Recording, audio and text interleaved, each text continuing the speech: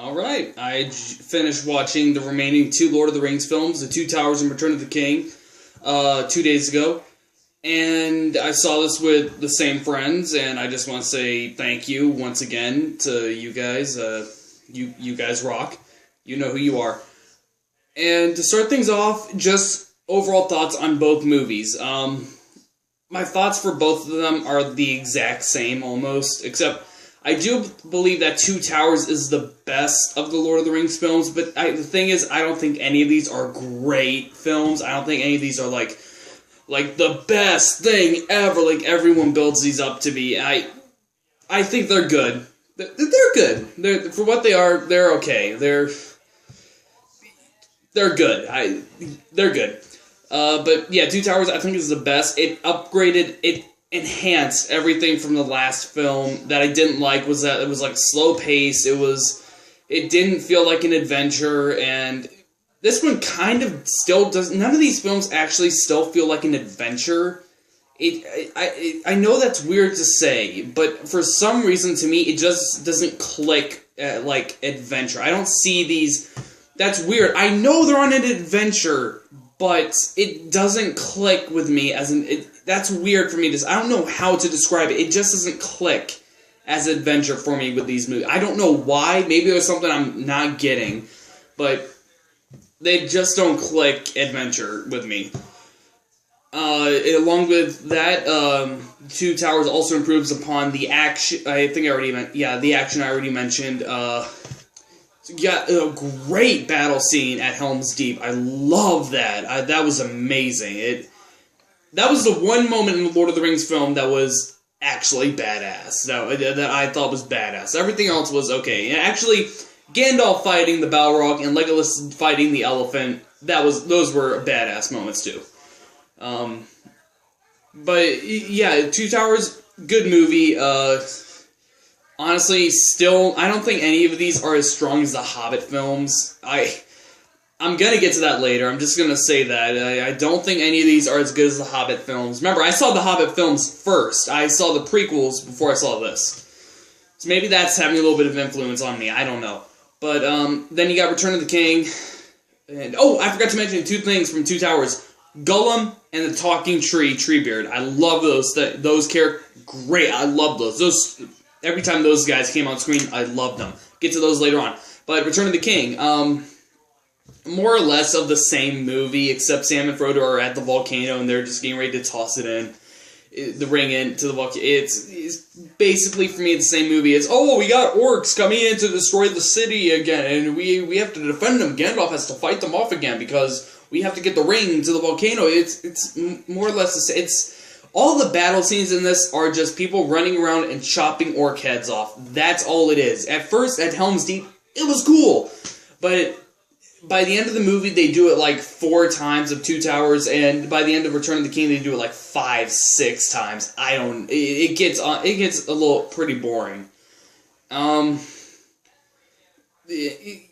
Return of the King, probably, the more I think about it, it's probably in line with the Fellowship of the Ring. It's slightly above Fellowship, but not by much. I wasn't really invested in any of these. I wasn't even invested in Two Towers that much. I just saw that it upgraded everything to a point, but it didn't deliver what I thought it should have delivered.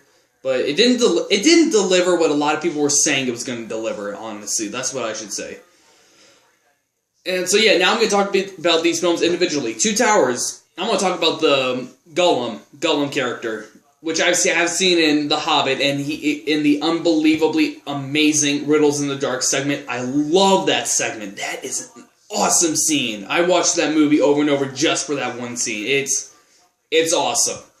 But then there's more of him in this movie, so I got excited, because I loved Gollum then, and I love Gollum now, because Gollum is adorable. He is so adorable and cuddly. Okay, maybe not cuddly, but I want to hug him. Then when it's Smeagol talking, I want to grab him and I want to hug him hard, because he is so damn adorable. Oh my god, I love him whenever he's on. He's just so, when he's Smeagol, he has the blue eyes. He has big blue eyes, and he like, talks and, like, when he finds a rabbit and he brings it over to Sam Frodo, he's like, look what I found, eat it, it's... I was really sad to see him go in Return of the King. It was really sad. But at the same time, kind of a relief, too, because it's, like, that evil side. I hate that evil side. I hate it so much. Not like that's annoyingly bad, but no, it's just, like, it does a great job. It's supposed to be a bad thing that you're supposed to hate. I hate it like that. I hate that side. But it was also sad to see the good side. Oh my gosh, it's so conflicting. No, I got pizza sauce on me. What the hell? Okay, never mind. Pizza sauce, sorry. Where was I? Tree Bird. The talking tree. It's a tree. You know who I'm talking to. You know I'm talking to you. It's a talking tree.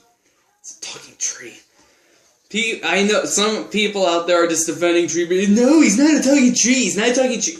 It's a tree, okay? It's a tree. You can defend it all. Well, trees don't breathe. This guy doesn't do photosynthesis or whatever. He's called an ant. An ant. Or it's a tree. God, stop. It's a tree. You can defend it all you want, but it's like defending why didn't the Eagles save everything in these movies. It's a non-winnable argument. The other side saying it's a tree wins. It's a tree. Okay? It's a tree. Sorry.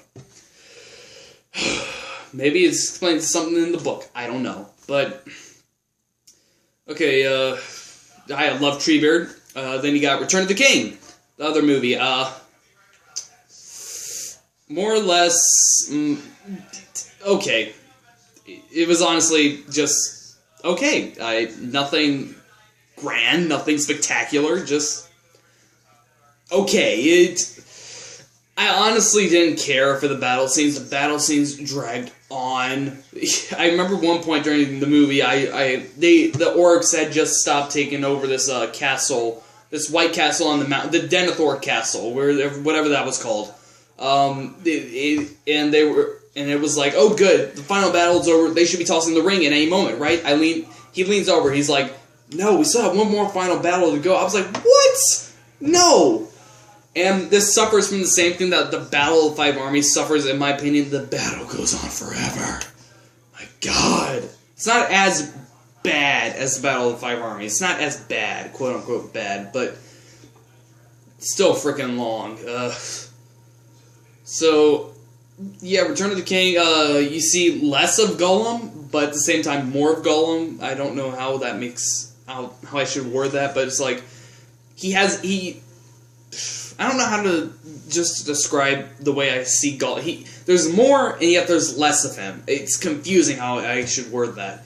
You only see one scene of Treebeard. It's sad, because it's Treebeard.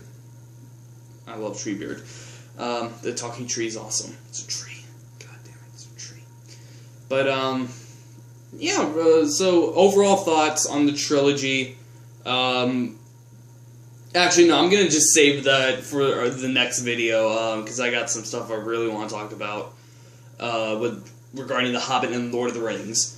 So you got the Two Towers and Return of the King. Two Towers I thought was the strongest of the Lord of the Rings films. Return of the King I thought was almost like the Fellowship of the Ring, but not. It was slightly better. It's like, here's Fellowship on the scale, here's Return of the King, here's Two Towers. It's like not great. Like this would be great, but it's more like down here. So yeah, next video I'm just gonna be talking about Lord of the Rings versus The Hobbit, which one I like better, which I already told you that I like the Hobbit films, but I want to do a compare-contrast chart between which does the adventure element better. So please watch the next video, and I'll see you there.